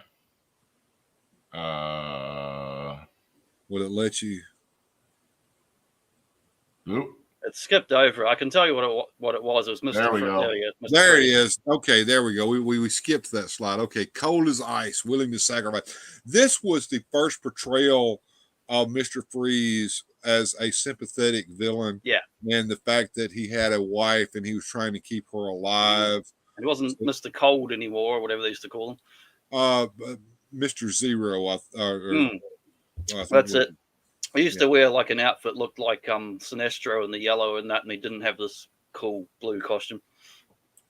Yeah, he was a really shitty second-rate villain in the comic. Yeah, there's a generic cold villain. I even remember I had a comic book where Joker made fun of him and called him a Captain Cold wannabe. Yeah, like it was the Mr. Zero character of the original version of Mr. Freeze was really a second-rate thing, Z-level villain. The reason that he got popular was because they introduced him as one of Batman's villains on the Batman television show with Adam West, and that's where his name got changed to Mr. Freeze. And I remember that where they had the red control box where the people could walk into the temperature controlled well, room. there were 3 different guys that played Mr. Freeze on that television show, if I'm not mistaken. Well, this version, for me, this version as a kid really captured my imagination, and I really felt like this is the right way to do Mr. Freeze. The voice actor on this, even the voice storytelling, just haunts you. yeah, and even the storytelling, where he's defeated by the hot cup of soup, you know, and they get the first joke really on the series is, oh, it's the only way to defeat a cold. You know, which was great. And then you get that ending where he's in the jail cell and he's, you know, somewhere there's a warm hand, you know, and I mean, it was so masterfully done. I mean, quite honestly, if you're going to watch one episode of this series, I would have to say the best written one had to be this one. Yeah, it became the definitive version in the comics too, really, around this. Yeah, it changed the way Mr. Freeze was portrayed across the board. And Gojitron says Heart of Ice won an Emmy. It should have, you know. And he also tells us that Michael Ansara was the voice actor. Okay. Yep. I was just looking at it too because I forget the names. My favorite quote, he goes, what does he go? He goes, "It would move me to tears if I still had tears to shed." Right. Or if his tear ducts are fucked, he can't cry. Right. No, it's a great episode. You know, and then even the coldness of where he freezes one of his own henchmen and he just leave him. You know, he should not have gotten in the way. You know, it's like he just doesn't even care. You know. And shall I bring up Mr. Freeze, played by Arnold Schwarzenegger? No, that didn't happen. The cold day. Nobody saw that. I still see you. My favorite scene is when he's sitting there watching the old Rankin Bass show with you know, I'm Mr. Oh White. yeah. He's got the slippers. Oh my god! I'm Mr. Snow. I mean, that didn't happen. I didn't see that. I got you. Mr. Freeze goes again. from second rate in the cartoon to absolute terror in Arkham City. Speaking of video games, are either of you aficionados of the Batman video games? Yep. Does a bear shit in the woods? Okay. Yep. So we moved over to slide 13 with the romance. You got to keep going. I figured just out the this. credits. You got to push it a few times. There you go. So it's got I pasted in the full credits so you can see who the voice, the casting, your theme was Danny Elfman again, who'd worked on the movies. They did that on purpose. Yeah, voice direction, Andrea Romano. She was a really big key part of the show and other shows that really made a hell of a difference in the studios getting the performances they wanted and coaching the actors to get the right voice. Because like the Joker was Tim Curry, who, and then he actually got swapped out later on from Mark Hamill and did a similar voice. You can look it up on YouTube. And you see old additional voices. Frank Welker turns up in there, like, you know, Garfield, Transformers, he's in everything. I also played Minnie the Unicorn. Yeah. And that Andrea Romano, she stayed with the series. Yes, the other shows. Superman, to the Justice League, to Batman Beyond. She was the voice director throughout and the thing. The cast and the production people will mention her and say she's like the anchor of that DC animated universe. Yeah, I would agree. She definitely got those performances out of those people. Because they went not with cartoon, they went with not 60s Hanna-Barbera. Oh, gee, right. They didn't go with cartoon voices. They went with serious stage acting, dramatic voices, which is what Kevin Conroy was known for, is live stage acting, not cartoon characters. So they went those kind of performances in a show. So it is like a film that just happens to be animated. Kate Mulgrew, look at there. Yeah, Red Claw, that was in the first couple episodes in the first season. She's like Yeah. that Soviet. That was woman. a character made just for this show. Yeah, just for the show. There were a few of them. There was Mhm. that Rocket lady. I think she was made just for this Yeah, show. that was like Bruce Timm. I think he made her up. I'm not 100%, but it was made And for the show. Harley Quinn was made just Of for course, this show. yeah. You know, like there was a few of them. So what Goji says here, the music set Batman the Animated Series apart Yeah, as the well. score, Shirley amazing. Walker created a full score for every episode. And moving along, that's all, folks. Dun, dun, dun, dun, dun, dun, dun, dun, dun. Well, all right. I will take this off and we'll go back to chatting about all things Batman here. I just want to throw out a couple favorite episodes of that. I really liked how they introduced Ra's al Ghul or Ra's al Yeah, Ghul or however you want to say it. They did a great two-parter with that. Some of the bizarre episodes that I really enjoyed, they had one with Jonah Hex that was very enjoyable, where Batman was barely even in the episode at all. The man who killed the Batman was another one where it was a little offbeat, and I actually watched that one with Lyric when he was quite young, and it was so great for me because I guess I'm a cruel parent. Like Lyric believed that Batman was dead, and he was mortified, and I just could not believe that we were watching this, that Batman's dead, and and he completely bought into it, and I. As a parent, instead of like comforting my young child and telling him it's okay, Batman's going to be fine, I let him wallow Just in live that with it until it played out organically on the screen. Yeah, whatever. I'm mean. What I'm going to do right quick, you guys can continue to talk about Batman. I'm going to try to bring up the old toy cam here because I want to give everybody a little taste of what we Bill's might. going to go driving in his Batmobiles. Speaking of Batmobiles, I got my Batmobile finally in the mail the other day. Let me see if I can get this going here. Well, Johnny, while he's doing that, do you have any favorite episodes from the Batman the Animated Series? There's so many. Just to answer Manning Plastic Toy Shop, both of these guys have bloody Moss Men's was showing off earlier. I don't have specific favorites. I just like the whole show in general and the themes, the styles, the voice acting. I tend to watch, like, if I watch something, I'll watch the full run of something. Like, I'll watch the whole full show and then I'll go into another show. I'll watch all of Justice League or all of Batman. I love that the voice cast carried over into the Arkham games, and we got to have those same voices again. Was fun. It's because it's like an extension of that world, but now you're playing the character and it's got the voice. And if you put the headphones on, man, and he's got the cowl with the talking to Oracle, and you're hearing it in your actual ears, it's just surreal. Like, so there's just too many things to love in that show for me to pick one specific thing.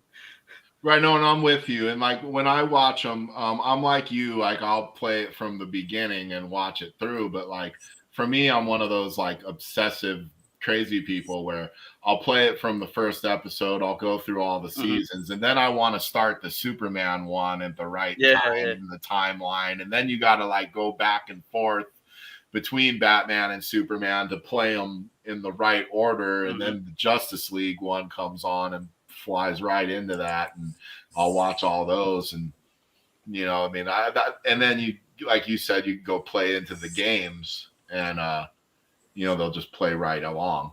And so as not to change the subject or anything, says Michael Purvis, but who has found a Moss Man in the wild? Well, I know of someone who has, and he's over there. I'll pity the fool, don't have a Moss Man.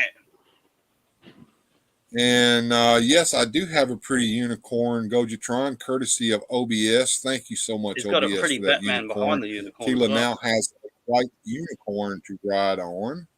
Oh, Whiplash. Nice. And can't forget the toys from the cartoon. Yeah. As we can see here, I have a Moss Man. I did not find him myself.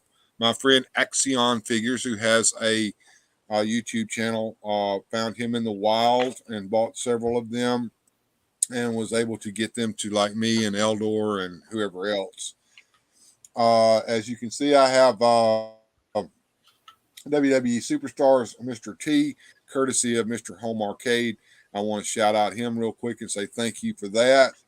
And back there you can see hiding out behind Mr. T is King Hiss.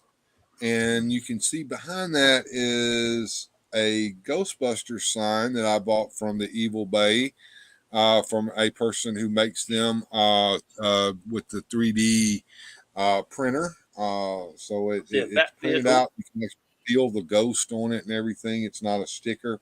Grindhead Jim turned me on to that. I have the Invisible Jet and the new Batmobile from McFarlane Toys back there. So now, how did you find the Invisible Jet, Bill? It's impossible to find it. It's invisible. Well, I can't argue with that. There it is. It's in the box, so the box is not invisible. But it is invisible inside the box. So very, very careful when you open it not to drop it. Well, that kind of reminds me of the Hot Wheels version that was sold at Comic-Con. It was just an empty package. Did they really do That's that? like the upside down they Stranger did do Things. that. I get where they put them upside down in the package. Well, you know, there was supposed to be a Shockmaster action figure that came out on the Mattel line that was he was upside down in the package where he'd fallen through the wall. Here we go. Manic Plastic says anyone in chat needs a Moss Man, send him a message. So there you go. There's the I'll Moss take Man. a dozen so I can have a flock of them. I got one. Yeah, but it costs $100 to send it to you there. Yeah, that's the Johnny. problem. That's why I'm not getting one. I don't know why. I'm costs gonna so have much to send look it. and did I try that before, Johnny? Because I've been able to it's send. too much. I've looked from this end. I've looked from that end. Chatting other people online. It's just crazy prices to send an empty box. Because I've been here able to costs crazy send money. it to Adam in Canada a few times, and I usually can get a pretty decent rate. Well, I know watching Analog Toys, there's been times where Tony up north of here had stuff shipped from America over to the UK to Australia. It was cheaper than shipping it straight to here. Wow. It's crazy. So if I play the Indiana Jones game on the map, I might be able to get one to you. You just have to figure out where it is. And we'll travel by map. You know. And Gojutron with a bit of trivia here. John Cena once flew the Invisible Jet, but no one saw it. No, nobody saw it. That's a very clever joke. I love that. You know, just for shits and giggles, you should DM me your address, and I'll make a fake label and fake package, and just see what kind of rates I can get. If you like, we can have a look. I mean, I could print my own labels right here and all that. It'd be worth a shot. Who knows? We might be able to find a way to get you I some. just shipped some stuff from Big Bad. I mean, it cost me like $150 to get not even half a dozen figures. Wow. That's just the postage. Yeah, that's not even what's in the Listen, box. listen. Check it out. You might want to get in touch with Michael Purvis over there on the old DMs there. No, Johnny, I'll if you need have to mortgage a house to pay for it. You'll find out how much it costs to Michael Purvis to send anything to Australia, because it costs a hell of a lot. And I don't know what they do to get it over there either. I think they stick it on one of them. If I want to send a big box of stuff to my mate in New Zealand, that'll cost me $100, and that's only 5,000 kilometers away, whereas America a lot further.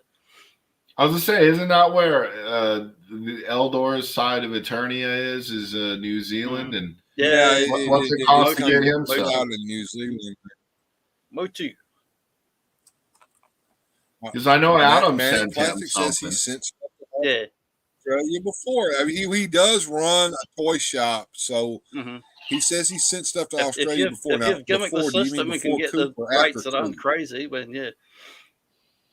the rates before the coup were decent. The rates after the coup went through the roof. So I don't know. Manic may have a hookup somehow. I don't know. So you Oh, Talk see with what the him, rates Johnny. are, He but might like, be able to not hook you up, joking. Jack. Like, I've paid up to $100 to get a $20 figure to this country before for like a single figure, and I'm like, it's just crazy. Jesus Christ. Yeah, and you see, doing that, you have to really decide how bad you want it. Yeah, I've already done that with other stuff, and honestly regretted it most of the time. You know, and because I'll tell you what, like I remember when those Rise of Evils were a big thing over here, and everybody was paying the markup on eBay, and then it wasn't even a couple months later they were peg warming at Target, and people were getting them for pennies on the dollar. And I imagine that's got to be even higher stakes for you, because you'll sit here and send something, and then if you happen to find one in where you are, and you're like, you can't give it away. You're right. There are importers in this country who get stuff by pallets and crates and have warehouses, so it might turn up here next year through the import comic shop type places. So right, I don't know. Something that I guess we take for granted over here in the States with all these different stores that are at disposal and all these online retailers that are here.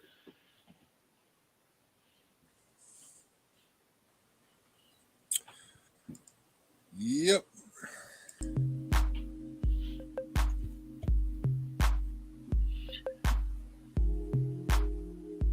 I think it's about that time. What do you think, guys? Quack, quack, baby. Time to feed the ducks. We had a pretty good discussion tonight on not only the 1989 Batman movie, but mostly on the animated series. I mean, we really got into the animated series. And I think this is going to be an ongoing thing, conversations with Batman. I think, Johnny, you're working on another one for the Frank Miller's Dark Knight Returns, if I'm not mistaken. Yeah. We're almost going to do it this week, but it was just too much, so we've split them up. We could do that another time. Yeah, we could do a whole episode on Dark Knight Returns. And Susudio's saying goodnight to everybody. She knows what that music means. It means that it's about time for us to all finally go to bed. And I can't wait to go to bed because I'm super tired. I've been up since 3 o'clock this morning, my time. Once again, I want to tell everyone about the giveaway. If you want King Hiss, then email me at weirdfantastictoys@gmail.com with King Hiss in the subject line and your name and address in the body. If you want to get in on the Supermobile giveaway, weirdfantastictoys@gmail.com and put Supermobile contest in the subject line and your name and address. And you can enter both contests if you choose. I want someone who wants the toys to do this, so that's why I'm doing it this way. And once I get enough names together, I'm going to wait a few weeks, and a few means 3 or more. So we'll wait a few weeks, and then I'll announce when we're actually going to do the actual wheel of spin. We'll spin the wheel. I watch you guys flash out and flash back in. Weird. You were starting to sound like a transformer. Doing a max headroom. I did. My internet said woo. Anyway, good night, everybody. Have a good journey, and we will see you all next time on Weird Fantastic Toy Adventures.